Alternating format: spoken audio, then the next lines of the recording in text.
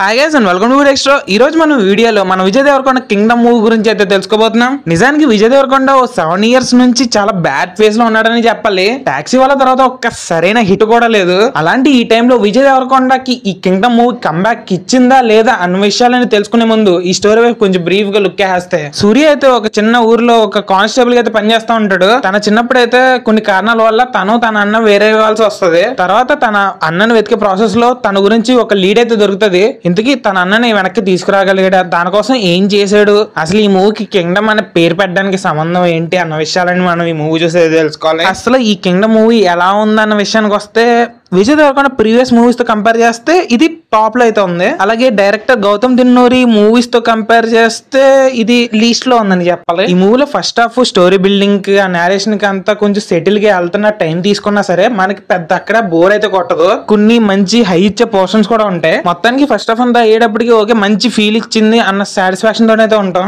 Second half అయితే mainly drama మీద base అయి ఉంటది. అండ్ సెకండ్ హాఫ్ స్టార్టింగ్ నుంచి కొంచెం నేరేషన్ ఎందుకో కొంచెం స్లో అయిందన్న ఫీల్ అయితే వస్తుంది. ఫస్ట్ హాఫ్ తో పోలిస్తే ఇది అంత సాటిస్ఫై చేయలేకపోయినా పెద్ద ఎక్కువ డిసప్పాయింట్ అయితే చేయలేకపోయిందని చెప్పాలి. అక్కడ వరకు హ్యాపీయే. తర్వాత ప్రీ క్లైమాక్స్ లో ఒక సీన్ జరుగుద్ది. తర్వాత ఇంకా అసలు మామూలుగా ఉండదురా బాబు అనుకుంటాం. దాని తర్వాత జరిగే సీన్స్ అయితే పెద్ద అంత ఇంపాక్ట్ గా ఏం అనిపించలేదు. అలా జరిగిపోతున్నట్టే అనిపిస్తుంది. చాలా ఫ్లాట్ గా అయితే అనిపించింది మరి నాకు. అక్కడ మంచి పవర్ఫుల్ ఎలివేషన్ పెట్టే స్కోప్ ఉన్నా సరే గౌతమ్ గారు ఎందుకో దాన్ని యూజ్ చేసుకోలేదని అనిపించింది. మొత్తానికి మూవీ అయితే సూపర్ బంపర్ అని ఏం అనలేకపోయినా బట్ డిసప్పాయింట్ అయితే చేయలేదని చెప్పాలి. బట్ ఏమైనా ఈ మూవీలో production quality and technical aspects అయితే చాలా క్వాలిటీగా ఉన్నాయని చెప్పాలి. మెయిన్లీ ఈ మూవీలో విలన్ అయితే బాగా shine. So finally Kingdom movies and decent action drama. ఈ మూవీ మీద మీరు ఏం ఎక్స్పెక్టేషన్స్ పెట్టుకోకుండా వెళ్తే మాత్రం ఈ మూవీ అయితే మీకు బాగా నచ్చే ఛాన్స్ అయితే ఉంది. So that's the review guys. ఈ రివ్యూ కానీ మీకు నచ్చినట్టయితే ఇలాంటి మరెన్నో మూవీ రిలేటెడ్ ఇన్ఫర్మేషన్ కోసం మన మూవీ డెక్స్ ఛానల్ అయితే సబ్స్క్రైబ్ చేయండి and keep watching movie Dextro.